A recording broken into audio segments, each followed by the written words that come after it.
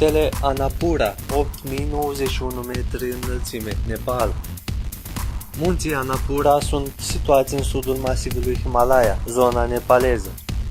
Cel mai înalt vârf din munții Annapurna este Annapurna I, ce atinge 8091 metri înălțime deasupra nivelului mării și se clasează pe locul 10 al celor mai înalți munți din lume. Înălțimea coamei muntoase a vârfului Annapurna I este de 2984 metri înălțime.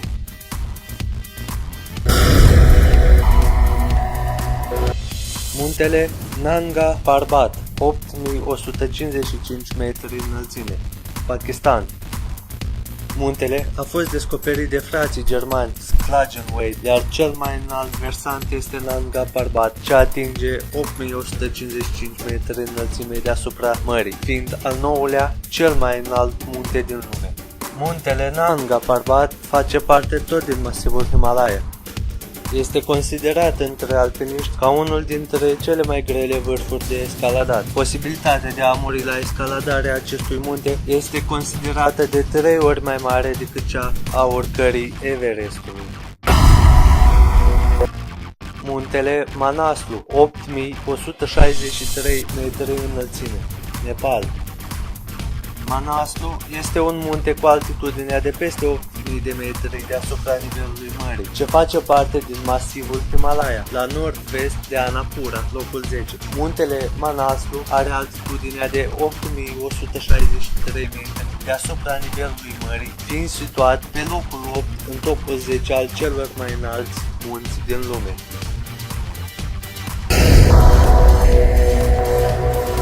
Muntele Dhaulagiri, 8167 metri înălțime, Nepal. Cunoscut ca și Muntele Alb, Dhaulagiri face parte, bineînțeles, tot din masivul Himalaya, iar cel mai înalt vârf al lui Dhaulagiri I atinge 8167 metri înălțime deasupra nivelului mării. Muntele a fost măsurat pentru prima dată în anul 1809 de locotenentul William Spencer Webb și capitanul John Hudson, care a măsurat 8190 de metri, fiind descoperit primul munte peste 8000 de metri.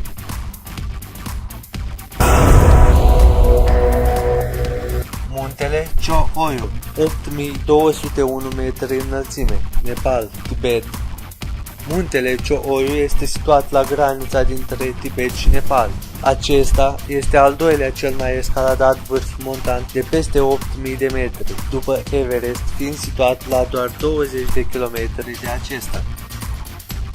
Muntele Cho Oyu a fost cucerit pentru prima dată în 1954. Ei bine, cu cei 8201 metri înălțime deasupra mării, este al 6-lea cel mai înalt munte din lume. Muntele Makalu, 8433 metri înălțime, Nepal, Tibet. Muntele Makalu face parte tot din masivul Himalaya, fiind situat la granița dintre Nepal și Tibet. Muntele este format din 3 versanți de peste 7600 metri, cel mai înalt fiind Makalu, ce atinge 8433 metri înălțime, având forma ca de piramidă, lucru ce îl face să fie unul dintre cei mai dificili munți din lume de cucerit.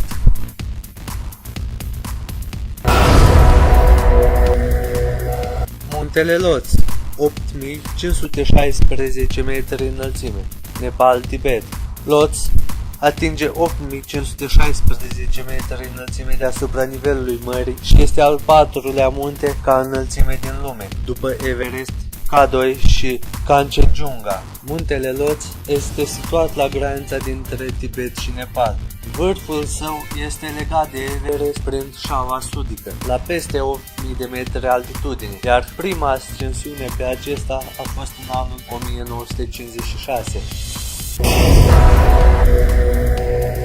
Muntele Kanchenjunga, 8586 metri înălțime, Nepal.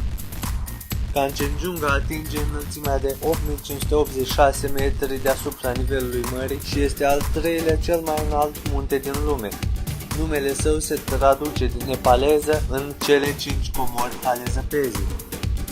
Până în 1852 se credea că Kanchenjunga este cel mai înalt munte din lume.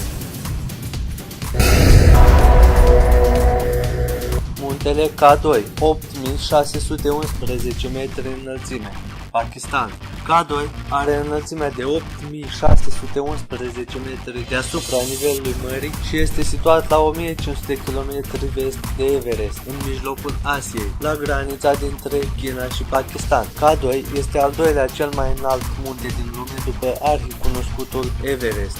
Litera K vine de la masivul Karakorum, uriașul lanț muntos aflat la nord-vest de Himalaya centrală, iar cifra 2, o ordine stabilită arbitrar de primii topografi. Este un munte extrem de periculos și mulți alpiniști au murit încercând să-l cucerească. Au existat în tot acest timp în jur de 300 de succese care au ajuns să atingă vârful muntelui și 80 de decese, fiind unul dintre cele mai periculoase vârfuri montane. Muntele Everest, 8848 metri înălțime, Nepal, Tibet.